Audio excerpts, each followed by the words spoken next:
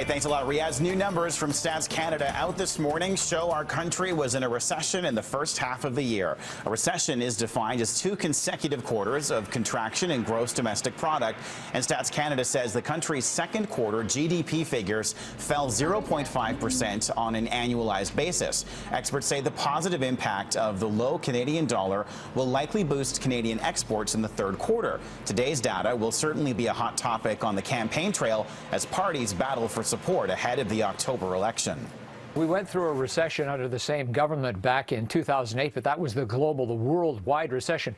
Perhaps in this case, Prime Minister Stephen Harper can similarly state that these are factors beyond his control, particularly the price of oil. Oil is Canada's largest export, and we don't control its price.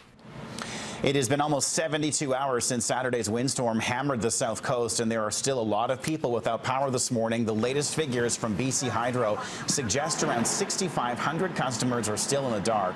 Crews have been working around the clock trying to fully restore service across the Lower Mainland. Many customers have expressed frustration with BC Hydro following Saturday's storm for what they say is a combination of slow service and a lack of communication. The company's website went down at the peak of the wind and rain. BC Hydro's president says an investigation is being launched into how that failure happened. In an event like this, information is everything when you're trying to manage through a difficult circumstance. So we will find out at the end of the day what it caused the website to go down and how we can ensure that that doesn't happen in the future. Metro Vancouver says Saturday's storm should be a wake-up call. While officials are pleased with how emergency crews dealt with the storm, they stress that people need to be better prepared. Flexibility is key at this point. We were ramped up preparing for extreme rain, and what we got was extreme wind, and we needed to use the resources that we had to call in additional crews. So we had sanitation crews and crews ready to deal with clearing storm drains, and what we needed were arborists, and so we brought in those crews within hours.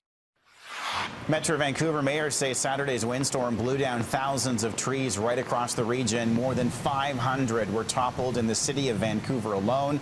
Coquitlam, Maple Ridge, Surrey, and Langley had thousands more losses as well. The woman hit by a falling tree in Surrey is now listed in critical condition in hospital.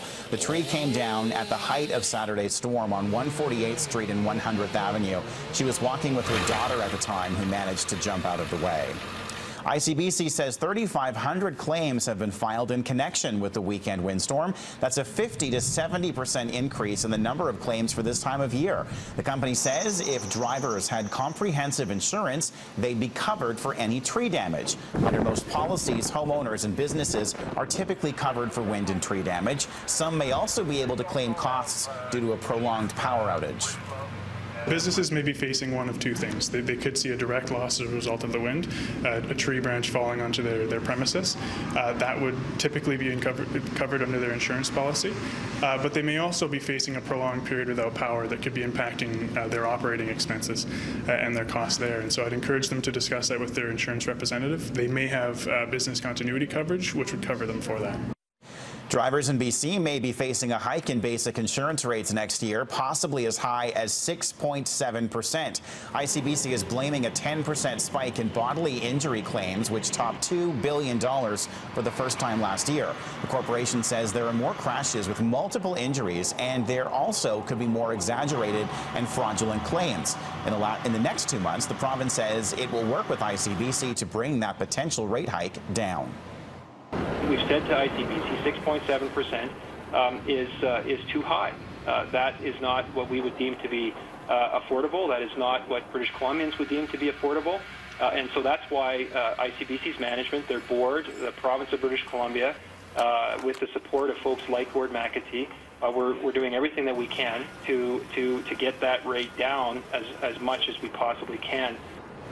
Things are back to normal at a major intersection in downtown Vancouver this morning. A gas line ruptured at Georgia and Howe Streets on Monday morning. The area surrounding the Vancouver Art Gallery had to be evacuated while crews were called in to bring the situation under control.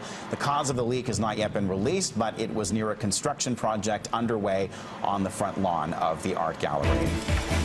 7:05, September 1st.